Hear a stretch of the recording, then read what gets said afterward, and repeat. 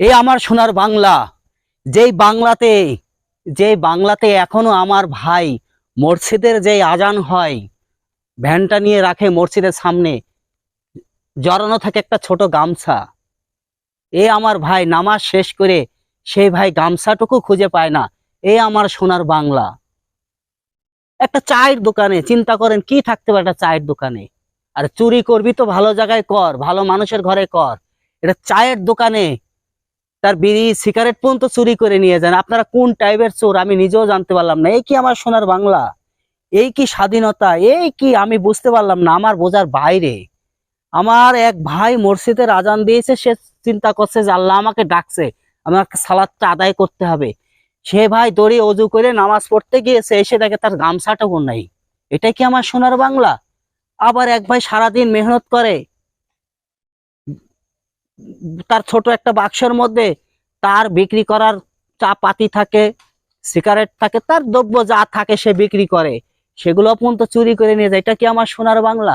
এই কি আমার সোনার বাংলাদেশ? এই বলি কি আমরা গর্ব করি? মনকে আগে বড় করতে হবে, মনকে বড় করেন, সোনার বাংলা এমনি হয়ে যাবে। আপনি ভালো হলে দেশটা ভালো হবে, আপনি ভালো না দেশও ভালো না। সর্বপ্রথম আপনার নিজেকে ভালো হইতে হবে। আপনি নিজে ভালো না হলে আপনি সোনার বাংলা গড়বেন কি করে?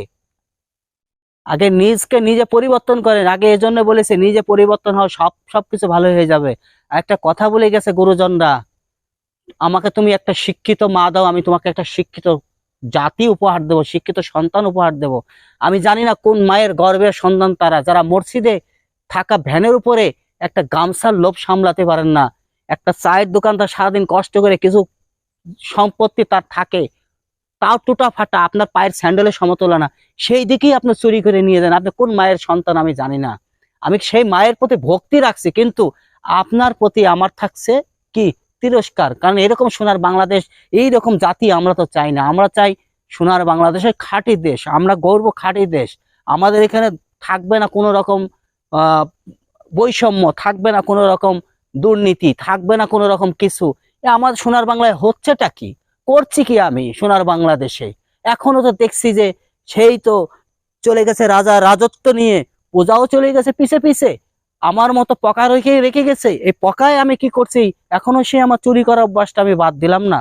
তাহলে আমি সোনার বাংলা গর্ব কি করে? এখনো আমার ছাত্রছাত্রীদের শীষের মধ্যে আপনার হচ্ছে ভাঙচুর, কত কিছু হচ্ছে। এটা কি আমার সোনার বাংলা? এইভাবে আমরা কত আগাবো? শিক্ষা কিভাবে আসবে? শিক্ষা আমি শিখি লিখেই যাচ্ছি যে শিক্ষাতে কি কি মানব শিক্ষায় আমার জাতি কিভাবে মেরুদণ্ড দিয়ে কিভাবে উপরের দিকে উঠবে, কিন্তু এটা আমরা করতে পারছি না। আমরা কি করছি?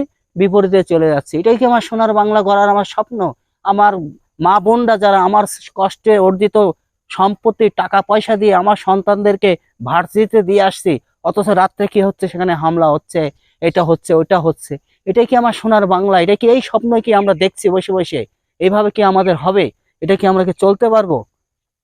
বলবো কি? বলতে গেলে অনেক কথাই বেরোয় মুখ দিয়ে, আসল কথা অনেক কথা বলা মানা।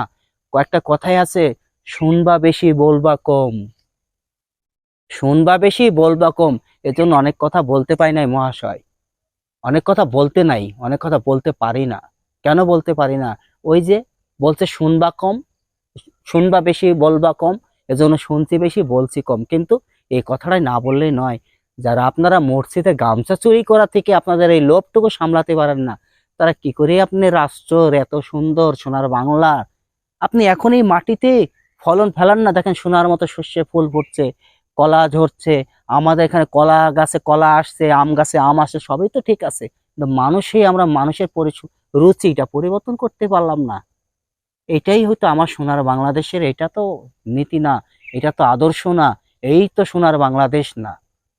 এখনো আমাদের দেশে কুহু কুহু গানে, কুহু কুহু পাখির ডাকে, সন্ধ্যা সন্ধ্যা পেরোলেই ঝিমঝিমনি, সবকিছুই তো সব ঠিক আছে, কিন্তু মানুষের চরিত্র হয়ে গেছে নষ্ট।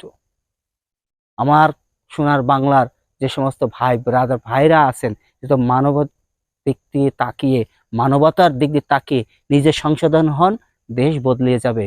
বেশি রাজা রাজত্ব দরকার নেই, সোনার রাজত্ব এমনি কায়েম হয়ে যাবে, সুন্দর সমৃদ্ধ একটা বাংলাদেশ তৈরি হয়ে যাবে। এই বলে আমি শেষ করছি। ভালো থাকবেন।